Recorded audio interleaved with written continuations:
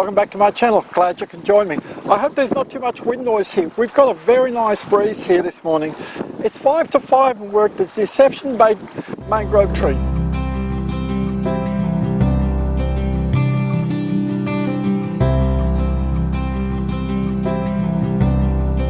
This is a popular little spot, but it's very limited when you can photograph it in ideal condition. This morning, as you can see, we don't have ideal conditions, but this is the point of my channel, to show you that even in not ideal conditions, you still get out there. This is how you make yourself a better photographer. Even myself, a better photographer. Now, I got up at 3:45, 3:45 a.m. to get here this morning at this time, even though I knew that the chances of a beautiful sunrise were very slim. Mother Nature certainly has got the elements against me this morning, but that's still not going to stop me getting out here. Tides this morning were just right. You can see the tides just starting to come in, and this is the perfect time. Really, yesterday morning would have probably been the best day, but I was busy yesterday morning. I couldn't get out here. But we've just got the water just coming over these rocks here, and where we are, we're basically on a mud flat. So the tide has to be close to at least 2/3 to 3/4 high to get nice shots. If you're here at low tide, all it is just rocks and mud. Really doesn't look good at all. In perfect weather, this is the shot that you can get. Take a look at this one that I took quite a while ago. This is the shots that you can get here in perfect conditions. I'm making do with the conditions that I have. This morning I'm using my Nikon D500, as always, with my Takina 11-20 at 20mm, and we're only about 4 meters away from the tree.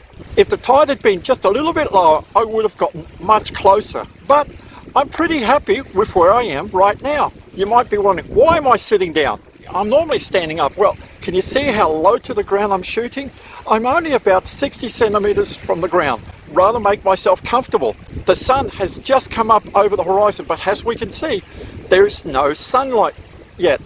That doesn't matter. We're still going to get some very nice shots. I'm only using a polarizing filter today. I'm not using a grad ND or an ND filter. Why? Look at the conditions that we're faced with. We've got a very stiff breeze coming straight onto us. I want the tree here to be crisp. If I put ND filters on to smooth the water out here, then that tree is going to be blurred out, and I don't want that. If there was no wind around, then yes, I would definitely put an ND filter on. And I've done this in the past when I've come here, especially in winter time, and it's just been dead calm. There hasn't been a breeze. I can put a 6-stop filter on and just smooth out the water and get beautiful shots with an ND filter. Very nice long exposures. Today isn't that day. We're going to make the most of it.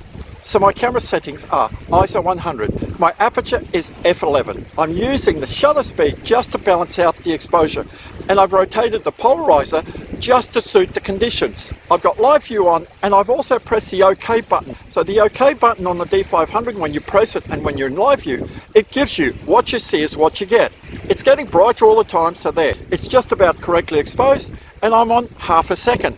I'm using the timer remote here on the camera, the delay at 2 seconds. So we'll just focus on the tree, take our first shot of the day. Beautiful. Now, I forgot to mention, my white balance is set to cloudy. I like using presets or manual white balance. If your camera cannot shoot with manual white balance, that means setting the kelvins properly, and you're using JPEG, then definitely set your white balance manually. Like, choose a preset, because if you set it to auto, I'll bring up auto here now and you'll see what I mean. I'll bring up auto, we'll take a picture at auto now and you'll see what I mean. So this is auto white balance, and this is the white balance preset of cloudy. You can see cloudy is a little bit bluer than the auto white balance, but what I'm seeing out here is a bit bluer than my auto white balance. And the problem with auto balance is if your light changes quite a bit, it can really fluctuate. I prefer to choose a preset, or I shoot in manual white balance. This is just my tip if you shoot in JPEG. So we'll come back to cloudy. So I'll take another shot here. We're still at half a second. That looks really nice. I'm just going to zoom in a little bit. I want to see if there's any movement in the tree. Beautiful. Just a tad. I don't want to go higher than f11. If I really wanted a sharp image, I mean, like, the tree is moving a lot, I can come down to f8. I'm going to readjust my shutter speed. Remember, It's a seesaw. You adjust your aperture, your f-stop, you've got to adjust your shutter speed as well, unless you're using aperture priority. So we're down to 1/5 of a second here. Take a shot. Now you might be wondering, it's daytime. Why am I not using aperture priority instead of shooting in manual mode? Well, the light is changing so much here. We've got a tree that's quite dark. Sometimes in aperture priority at this time of the day, it could be well underexposed. So I prefer to shoot in manual mode at this time of the day, just like at sunset.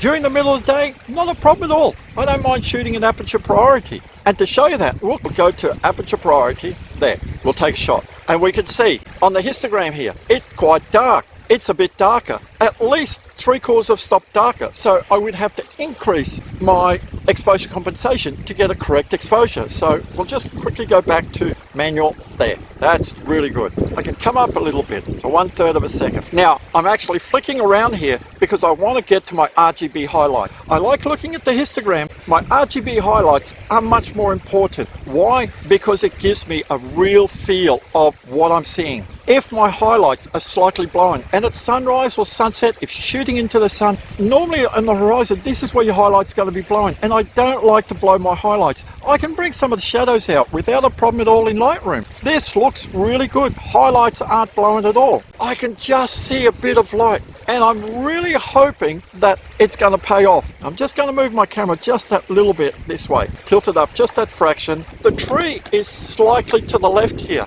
and this is something that I've got to be very mindful of. The light here is just coming to the edge. I might just have to move my tripod just that little bit, because for my liking, I'm too far to the right here. We'll quickly stop. I'll move my camera. So I've moved a little bit. You can see my framing has changed now. We'll take a shot. I'll come down to f11. I'm at 1/5 of a second. We'll just take a quick shot. So we've moved a little bit. I've refocused, and I like this composition much better now. This looks really nice, but there's a lot of sky and a lot of foreground. These images here, what I will do is crop them into like a pano form. There's no need to stay in 6x4 all the time. Sometimes an image doesn't look nice as 6x4. It might look nice as a square image or an 8x10. Here, 6x18, or as I shoot in video mode, 9x16 could look really nice. I'm just going to get rid of some of that sky there. If I wanted to fill this frame here, I would be so close to the tree. There mightn't be any glow of the sunrise here.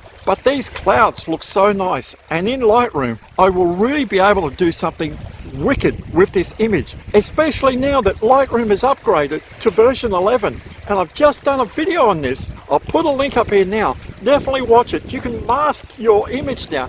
You can put a sky overlay, not like replace the sky, but you could select the sky, touch the sky up without your foreground. The tree here, I could select the tree, work on the tree without touching the rest of my image. This is just fantastic. So that's just a plug for my video on Lightroom 11 that's just come out. I've got a nice shot here. I know the sun really isn't going to peak. It's been 15 minutes. It's getting high in the sky now. I've got two options here. Do I move to the left to get any sort of light behind the tree, or do I move to the right? Because if I move to the right here, I've got to be careful. The tide's coming in. But if I move to the right, I can see we've got a little bit of light to the horizon over there on the left, but we've got some stormy clouds over that side there. Very similar to what you see behind me. See behind me there, that stormy cloud? There's actually rain right in the distance over there. Stay away, rain. We don't need you this morning. But over here, wow, the clouds look so nice, and I'll just turn. But look at that. Can you see that? That looks so cool. So we'll just bring it back here. I'm going to quickly move over that way, and we'll quickly reset up and just take one shot and see what it looks like. Cool, we're getting a bit deep in water here, but this looks so cool. Wow. I've lifted up my tripod just that little bit because it was just getting too close to the water. Tilted around a bit. I'll bring it in a little bit. There. That looks so much different. Now we'll take a shot. Now I'm breaking my cardinal rule here. Normally I say you put your subject to either the left or the right. My subject here is just about in the center, but it's going to look quite cool because there's some little rocks on the right that are holding the balance here.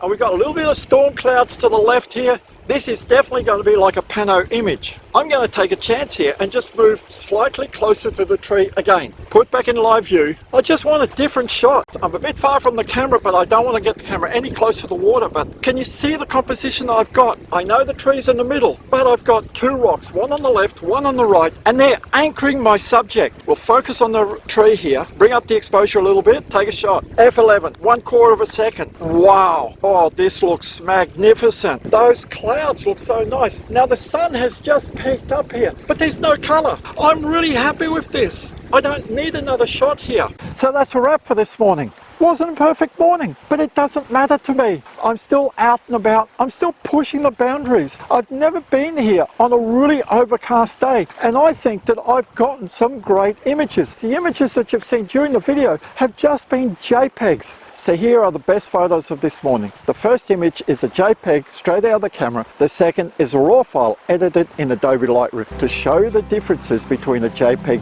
and a RAW.